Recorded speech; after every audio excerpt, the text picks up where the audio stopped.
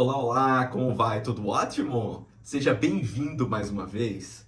E hoje vamos dar continuidade ao que a gente estava conversando sobre os C-Levels, ou seja, os mais altos executivos e cargos dentro das principais empresas, das maiores empresas. Então, hoje vamos estar falando sobre quanto ganha um C-Level. Qual é a referência que a gente tem de valores, né, desses altos executivos? Mas antes da gente entrar no assunto, curte, compartilha, manda para amigos, para família, mas principalmente para grupos de executivos, MBA, e vamos criar um grande hub de inovação.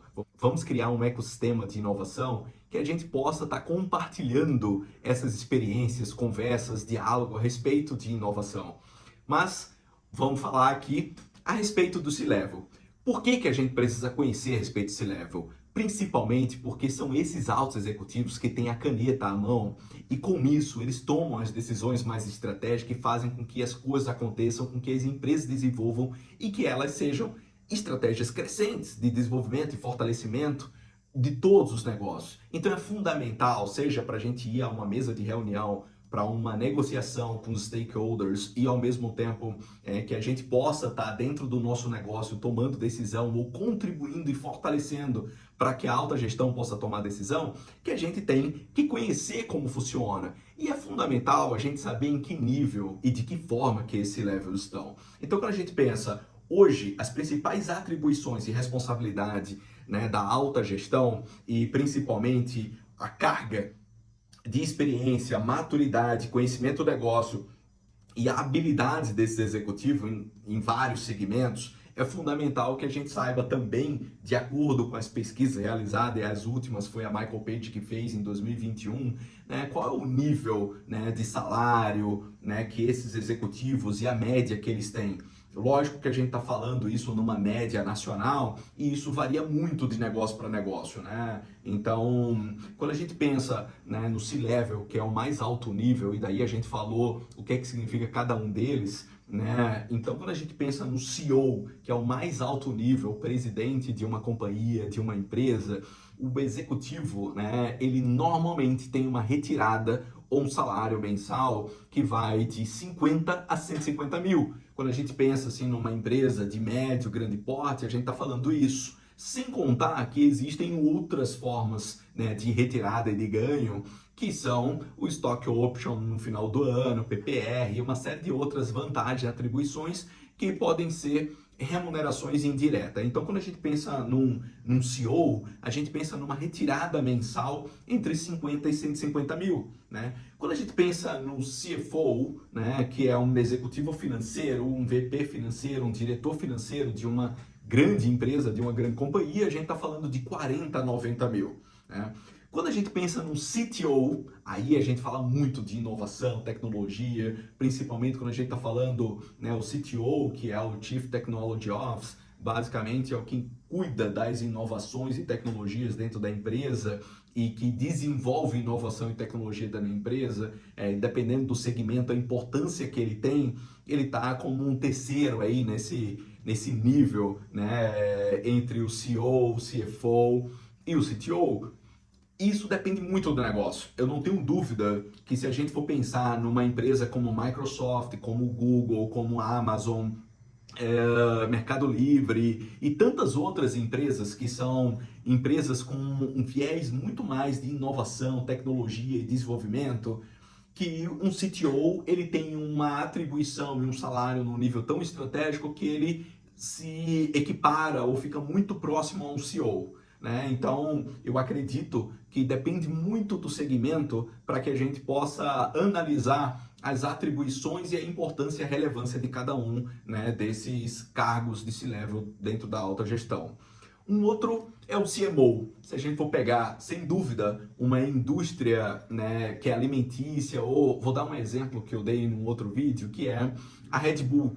A Red Bull, eu tenho certeza, com o CMO, né, que é o Chief Marketing Officer, basicamente, né, um executivo de marketing, um VP de marketing, diretor de marketing, que aqui no Brasil a gente está falando entre 30 e 60 mil reais, numa empresa, né, como Red Bull, esse executivo ele está no nível do CEO, né? Porque é uma empresa que transpira, respira, né? E faz com que as coisas aconteçam através de uma ampla ação de marketing global, em cada um dos canais, cada uma das plataformas, dos modelos de negócio, até porque é uma empresa que trabalha constantemente com diversos modelos de negócio e que a área de marketing é o mais alto nível estratégico, né? Então, haja vista toda a história da empresa, como ela se posicionou no mercado e o brand, a força do brand que tem. Então, o mesmo acontece em algumas indústrias alimentícias, talvez uma Coca-Cola, né? Outros grupos, né, que são muito fortes relacionados à área de comunicação e marketing. Então,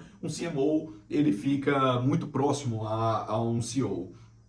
E daí a gente tem o COO, né, que é algumas empresas, como eu falei, que são empresas de operação intensiva, né, de processos muito intensos, como empresas de logística, empresa intensiva em produção, em que o Chief Operating Officer, né, que é um executivo de operações, ele que define os processos, as operações, tem muita maturidade em poder estruturar o negócio e fazer com que o negócio aconteça de forma muito mais vantajosa, ele também está muito próximo ao CEO, mas aqui no Brasil a gente tem uma média entre 30 a 60 mil reais, o salário, a remuneração basicamente mensal de um CEO, né? Então, ou seja, numa empresa de software, por exemplo, a gente já viu uma equiparação muito parecida do COO, só que a gente está falando de uma empresa de software. Então, um exemplo são empresas que trabalham com, né, um SAP, um Oracle, uma empresa que seja intensiva em software. Você vai ver que o CIO, que é basicamente o Chief